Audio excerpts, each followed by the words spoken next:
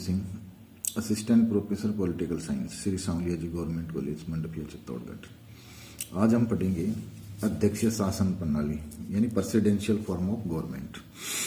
पिछली बार हमने चर्चा की थी संसदीय शासन व्यवस्था की। शक्ति प्रकरण के आधार पर शासन की दो प्रणालियां, एक संसदीय और दूसरी अध्यक्षीय शासन प्रणाली। तो आज हम पढ़ने जा रहे हैं अध्यक्षीय शासन प्रणाली। अध्यक्षीय शासन प्रणाली शक्ति प्रकरण के सिद्धांत पर आधारित होती है, यानी सेपरेशन ऑफ पावर थ्योरी है, उसके आधार पर अध्यक्षीय शासन प्रणाली कार्य करती है। यानी इसका मतलब यह है कि कार्यपालिका, व्यवस्थापिका और न्यायपालिका अपने अपने क्षेत्र में कार्य करें। कार्यपालिका व्यवस्थापिका कानून बनाए, कार्यपालिका प्रशासन का कार्य यानी कानून को लागू करे और न्यायपालिका न्यायिक कार्य यानी एडजुडिकेशन का कार्य करे। इसमें अध्यक्षीय शासन प्रणाली में जो कार्यपालिका एवं विधायिका होती है ना, वो परस्पर एक दूसरे से संबंधित नहीं होती।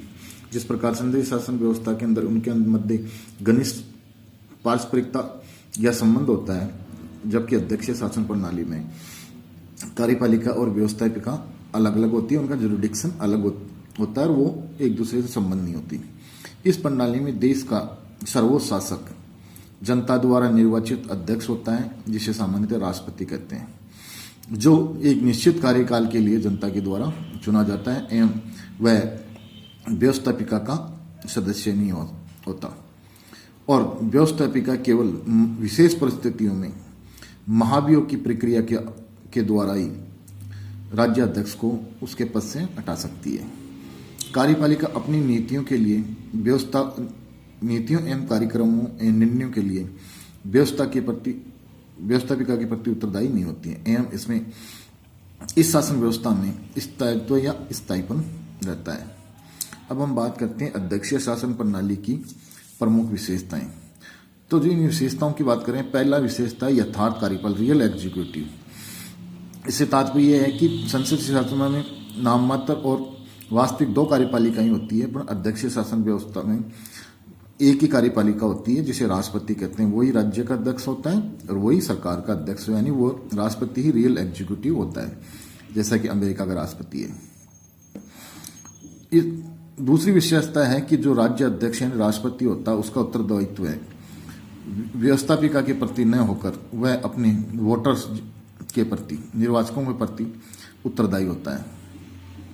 और तीसरी जो इसकी विशेषता है, मंत्रिमंडल या जो कैबिनेट होता है राष्ट्रपति का, वो राष्ट्रपति का एक प्रकार से विश्वसनीय सलाहकार या परामर्शदाता के रूप में होते हैं और वो उसको सामान्यतः राष्ट्रपति की किचन कैबिनेट कहा जाता है।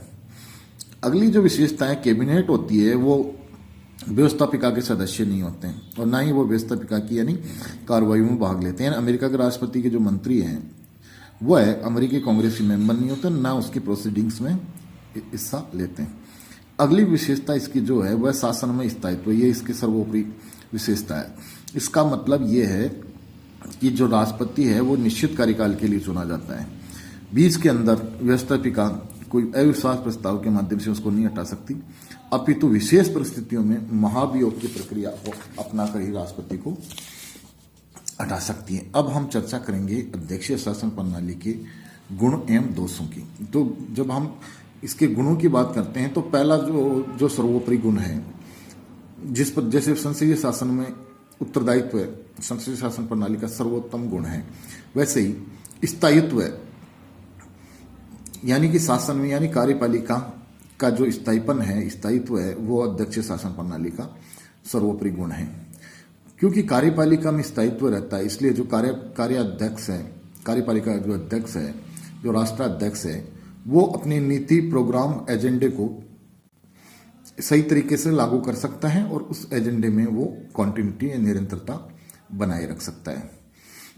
अगली जो विशेषता है वो है अध्यक्षीय शासन प्रणाली में कानून निर्माण का कार्य व्यवस्थापिका करती है। जो हम जानते हैं संसदीय शासन व्यवस्था में जो बिल है वो संसद या विधायिका में मंत्री रखते हैं और विधायिका उनको पारित करती है। फिर राज्य अध्यक्ष राष्ट्रपति उनको या राजा उनको पारित बिलों को एक्ट का अपनी सिग्नेचर करके एक्ट का रूप देता है। परंतु यहाँ कानून निर्माण का कार्य मंत्री नहीं करते, मंत्री बिल वगैरह नहीं रखते, वे सिर्फ व्यवस्थापिका का स्वयं का कार्य है वो कानून निर्माण का, लॉ मेकिंग, रूल मेकिंग, जैसे अमेरिका में कांग्रेस करती है।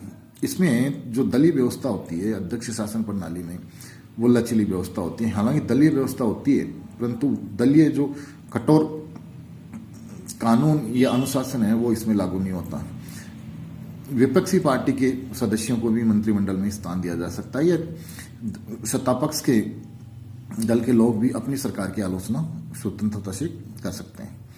और इसमें जो शासन की जो सारी शक्तियां हैं वो एक व्यक्ति यानी राष्ट्रपति में ही केंद्रित हो जाती है। इस प्रकार हम देखें अध्यक्ष शासन प्रणाली के ये प्रमुख गुण हैं।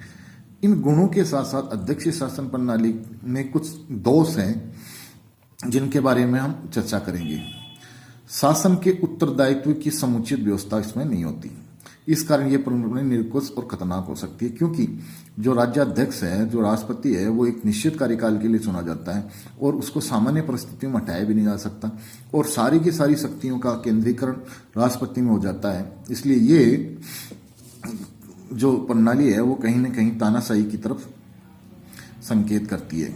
अगली जो इसमें अवगुण है वो शासन में गतिरोध की स्थिति रहती है, क्योंकि कार्यपालिका और व्यवस्थापिका एक दूसरे से संबंधित नहीं होती है। उनका अपना अपना जुरिडिक्शन कार्य क्षेत्र होता है, और इन कार्य सामंजस्य या सहयोग नहीं होने के कारण क्षेत्राधिकार को लेकर कई बार इनके अंदर गतिरोध हो जाए। जैसे अमेरिका में राष्ट्रपति और वहां की कांग्रेस के अंदर प्राय वहां कानूनों और नीतियों को लेकर गतिरोध की स्थिति मिलती है, जो किसी भी लोकतांत्रिक देश के लिए अच्छी स्थिति नहीं कहा जा सकता। अगला जो दोष है इसका वह है कि राष्ट्रपति जो है वो ही गतिरोध वाली स्थिति है कि राष्ट्रपति को व्यवस्थापिका का समर्थन प्राय सदैव नहीं मिलता।